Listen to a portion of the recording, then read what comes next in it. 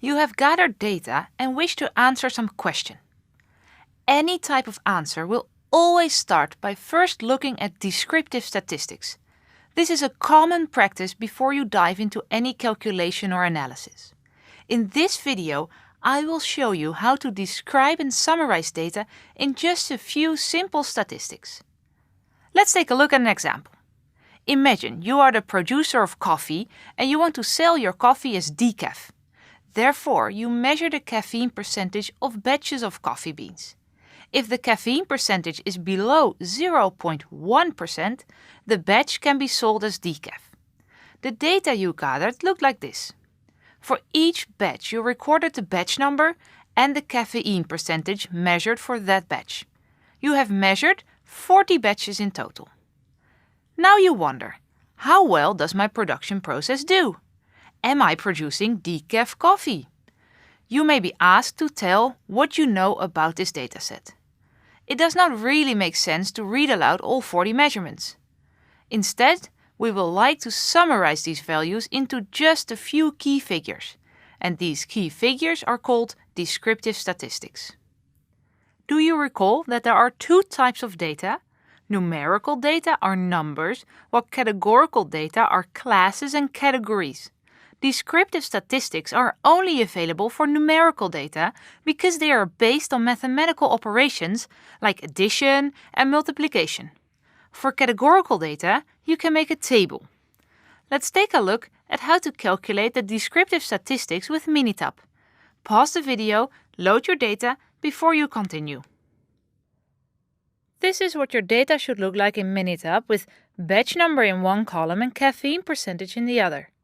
You can ask Minitab for descriptive statistics under the Stat menu, under Basic Statistics, and then the first option is Display Descriptive Statistics. Which variables do you want to see? Well, that's of course the caffeine percentage. Okay. And now in your session window, which is here, you will find the descriptive statistics for the caffeine percentage. Here you see some descriptive statistics of the variable caffeine percentage. Minitab reports N and N star.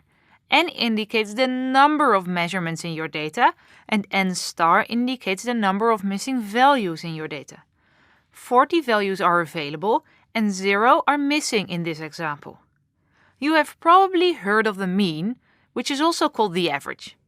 It is a sum of all measurements divided by n, and it is often used to indicate the location of your data. The average caffeine percentage is 0.08%, so on average the coffee is decaf coffee. However, there is always a certain degree of variation or dispersion in your data. A low amount of dispersion means that most values are rather close to the mean. A high amount of dispersion means that most values are quite far away from your mean and spread out over a larger interval. To measure dispersion, we look at the standard deviation. Let's have a look at what the standard deviation means. Consider these two datasets.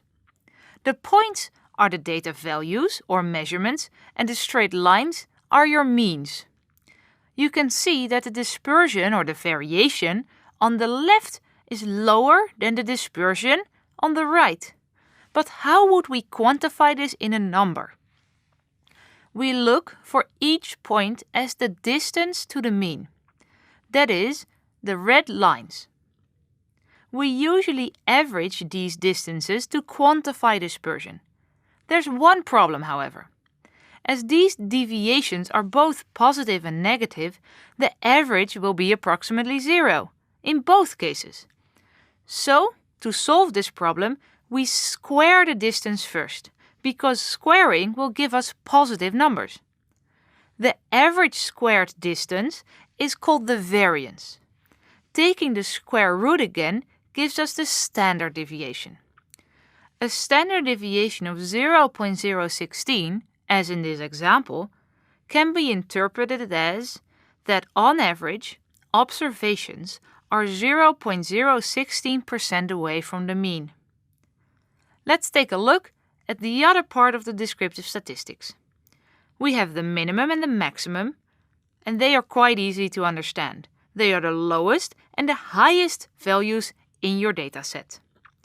If you order all your data points from small to large, the median is the value that separates the smallest 50% from the largest 50% of your data. Just like the mean, the median is a measure of location. Compared to the mean, it has the advantage that it is not affected by outliers. But the disadvantage is that it is not using all your data points. It just uses the middle value after all, and it is therefore less precise than the mean. Q1 and Q3 mean the first and the third quartile. Q1 is that value that separates the lowest 25% of the data from the highest 75% of the data. In this example, the value that's in between the 10th and the 11th value. Q3, the third quartile, separates the lowest 75% of the data from the highest 25% of the data, and in your example, as n is 40, this will be the average of value number 30 and 31. In some cases, the range is used to indicate dispersion. It is the difference between the highest and the lowest value, or your maximum and your minimum. You might understand that only one single outlier in your dataset can dramatically influence the range. Therefore, the distance between Q1 and Q3 is more often used to quantify dispersion, and it is called the interquartile range. The interquartile range is less susceptible to the influence of outliers. Let's go back to our example of caffeine percentage. Imagine we want it to be 0.1% for decaf coffee. We see that, on average, the caffeine content is below this. However, the range or the dispersion in the data is relatively high, and we see that the maximum percentage of caffeine is higher than this 0.1%. Summarizing, you learned how to let Minitab compute descriptive statistics. The mean and the median say something about the location of your data, and the standard deviation and the variance say something about the dispersion in your data. The range and the interquartile range do that too.